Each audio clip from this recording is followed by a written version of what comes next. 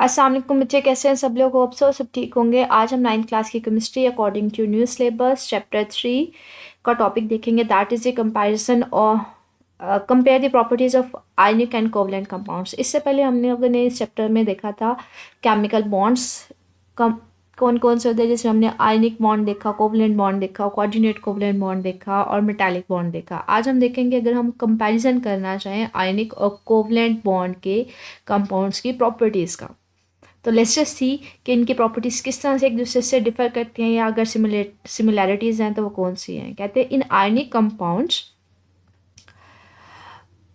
Oppositely charge ions are properly arrange to give a crystalline structure. कहते हैं इसमें क्या होता है, हमारे पास जो ऑपोजिट चार्जेस होते हैं, पॉजिटिव नेगेटिव चार्जेस, वो एक प्रॉपर अलाइंड होते हैं, अरेंज्ड होते हैं, जिसकी वजह से हमें एक क्रिस्टलाइन स्ट्रक्चर मिलता है। क्रिस्टलाइन स्ट्रक्चर होता है जिसमें एटम्स जो होते हैं वो एक तरतीब के साथ अलाइंड होते हैं, मतलब हमारे पास एक प्रॉपर स्ट्रक्चर होता है। जस्ट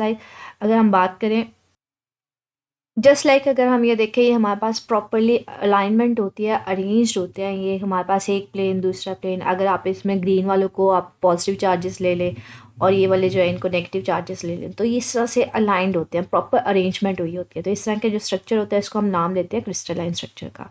कहते हैं इसमें पॉजिटिव और नेगेटिव चार्जेस जो है वो हमारे पास प्रॉपरली अरेंज होते हैं। As a whole compound is neutral. कहते हैं ओवरऑल जो कंपाउंड होता है वो न्यूट्रल होता है, इसमें जितने पॉजिटिव होंगे उतने ही नेगेटिव होंगे। जस्ट लाइक अगर मैंने आपको शो करवाया, अगर मैं इसको ग्रीन को ले रही हूँ पॉजिटिव और दूसरे को ले रही हूँ नेगेटिव, तो जितने ग्रीन होंगे उतने ही दूसरे होंगे।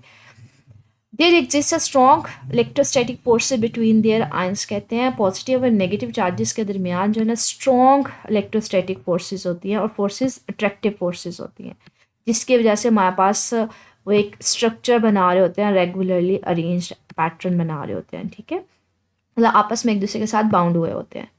अब अगर यही प्रॉपर्टी का कंपैरिजन किया जाए कोवलेंट कंपाउंड में, कहते हैं कोवलेंट कंपाउंड जो होते हैं वो मोस्टली एग्जिस्ट कर रहे होते हैं जैसे डिस्क्रीट न्यूट्रल मॉलिक्यूल्स के, इसमें मॉलिक्यूल्स की फॉर्म में एग्जिस्ट कर रहे होते हैं और न्यूट्रल होते हैं, मतलब मॉलिक्यूल्स के ऊपर कोई चार्ज नहीं होता। There exist a strong electrostatic force attraction between the two nuclei and the shared electrons. बच्चे कोवलेंट बॉन्ड में याद रखिएगा यहाँ पे इलेक्ट्रॉन शेयर हो रहा था दो एटम्स के दरमियान, एक एटम दे रहा होता है और एक ले रहा होता है। तो कहते हैं जो इलेक्ट्रॉन शेयर कर रहे होते हैं ना, उन न्यूक्लियाई के दरमियान हमारे पास स्ट्रॉन्ग इलेक्ट्रोस्टैटिक फोर्सेज होती हैं, अट्रैक्शन होती है। ठीक है, तो यहाँ पे बहुत बड़े बड़े स्ट्रक्चर्स होते हैं, क्रिस्टलाइन स्ट्रक्चर्स की फॉर्म में अरेंज्ड होते हैं, यहाँ पे यूजुअली मॉलिक्यूल्स की फॉर्म में एग्जिस्ट करते हैं। अगर नेक्स्ट एक है प्रॉपर्टी, कहते हैं आयनिक कंपाउंड जो होते हैं वो यूजुअली सॉलिड होते हैं, having high melting and boiling points के। ये हमारे पास जो होते हैं ना सॉलिड्स के फॉर्म में होते हैं। ठीक है, हार्ड होते हैं और इनके मेल्टिंग और बॉइलिंग पॉइंट्स बहुत ज़्यादा हाई होते हैं, मतलब इनको मेल्ट करवाना हो या बॉयल करवाना हो तो हमें बहुत ज़्यादा टेम्परेचर देना पड़ता है। The melting point of sodium chloride is 800 degree Celsius. आप खुद सोचिए, सोडियम क्लोराइड ये क्रिस्टलाइन मटीरियल है, कहते हैं इसका जो मेल्टिंग पॉइंट है ना वो 800 डिग्री सेल्सियस है।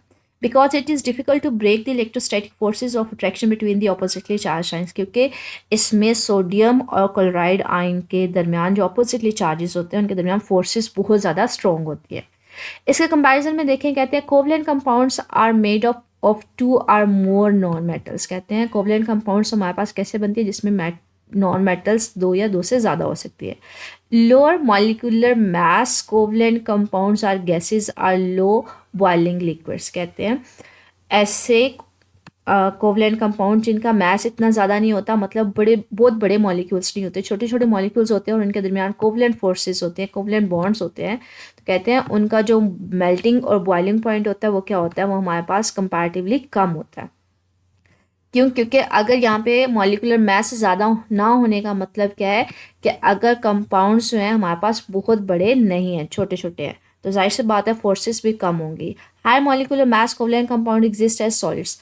लेकिन अगर देखा जाए कि हमारे पास बड़े मॉलिक्यूलर मास के वाले हैं, मतलब बड़े मॉलिक्यूल्स हैं जिनके दरमियान कोवलेंट फोर्सेज हैं, कंपाउंड्स हैं, तो हम कहते हैं उनके दरमियान फोर्सेज भी ज़्यादा होंगे, अट्रैक्टिव फोर्सेज, इसलिए वो किस फॉर्म में एग्जिस्ट करेंगे, सॉलिड्स के फॉर्म में।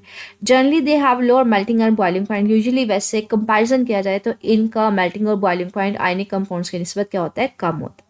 अगर नेक्स्ट प्रॉपर्टी देखें तो कहते हैं हमारे पास आयनिक कंपाउंड्स होते हैं वो जनरली सॉल्युबल होते हैं in polar solvent like water. कहते हैं आयनिक कंपाउंड्स को अगर पानी में सॉल्व किया जाए ना तो वो डिजॉल्व हो जाता है, जैसे पानी को, नमक को पानी में हल किया जाए तो वो हल हो जाता है।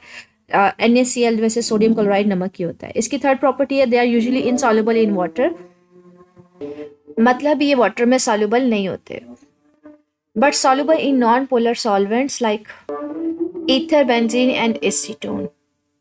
कहते हैं नॉन पोलर सॉल्वेंट्स जो होते हैं ना उनमें ये सॉल्युबल होते हैं, ठीक है।